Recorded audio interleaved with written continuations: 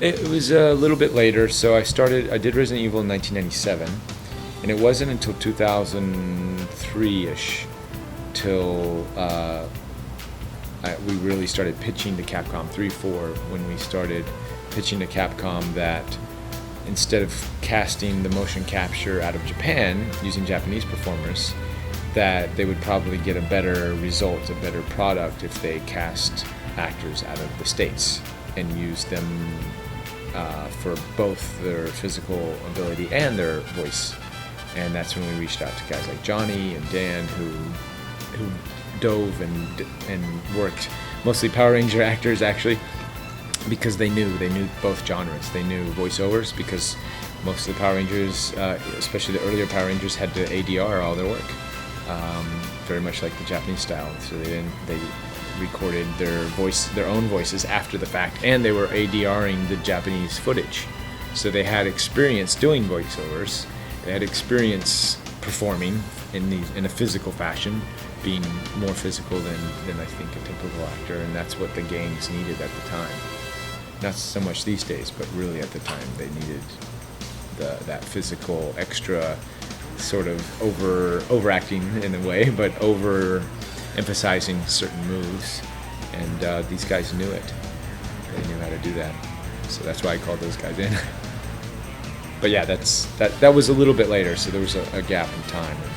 I just kept seeing games and products coming out of Japan that just didn't. I could see that we could do it better, and I started asking around. I said, why don't you reach out? And they're like, well, we just don't have the connections to America, and it would just be really expensive, and we don't know anybody to coordinate that stuff. And I said, I'll do it. I had a partner in Japan, and we formed a business, and I said, let's offer this as a service. And that's when we started casting actors out of the States for Japanese games. Yeah, so for the video game stuff, because I had been doing so much in the motion capture space physically and doing characters like Dante and Devil May Cry, so I got the call to do the voice work as well. Or I got a call to the voiceover auditions. And I was already performing, I was already doing everything. There are voice-over techniques that you need with a mic, working with a microphone and doing those things. And I went to a couple classes on that and had some private instructions with Mary Elizabeth McGlynn, who's big voiceover director now. She's done Ghost in the Shell series and Naruto and just all kinds of shows she's doing all the time. Trained with her a little bit, and then I sort of got my foot in that door slightly. I'm still sort of in the motion capture, more in the motion capture and voiceover camp.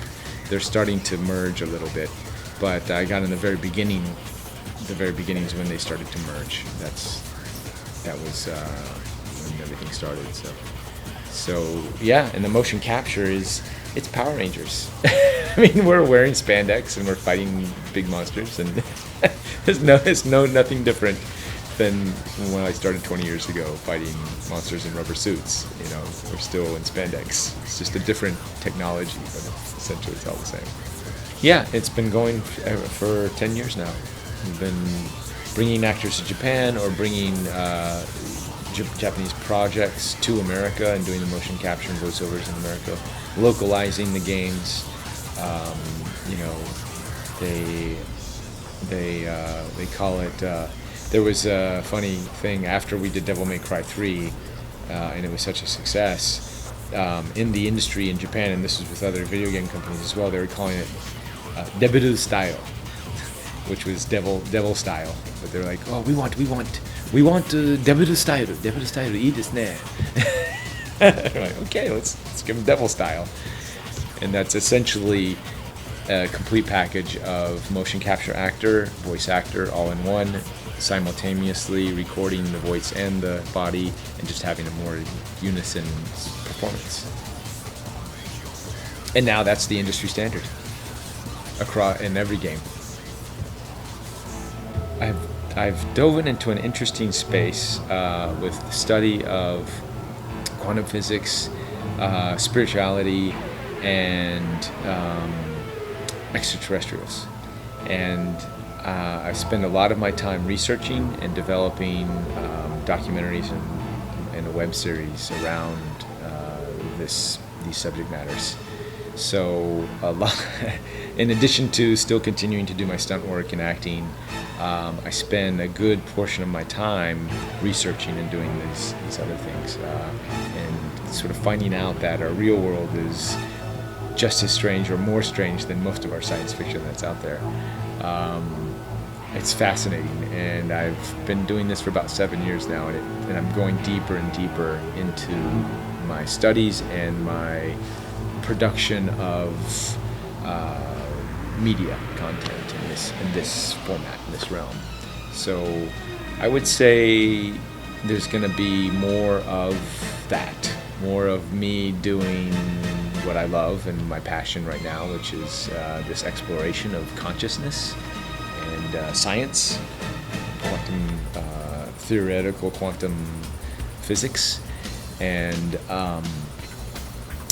then exploration of extraterrestrial life and that sort of thing. And then that's one side of me, and then the other side is this performer, performing in video games and motion capture. I recently worked on Uncharted 4, which will be coming soon, and some other video games that I can't say yet. Still the voice of Ken Masters, so you'll see my voice, so you can already hear my voice in Street Fighter 5 with the beta version. And just keep doing things, and hopefully I'll get cast in something, some juicy roles here and there. I still continue to go to auditions and doing stunt work. So somebody sent me a trailer yesterday of the new Allegiance film, which is in the series of the Divergence, and there's a snippet of me in the trailer, so catch me out in that. But yeah, that's it. I guess I'm all over the place in a way, with what I do, but I just keep having fun. That's what I'm doing.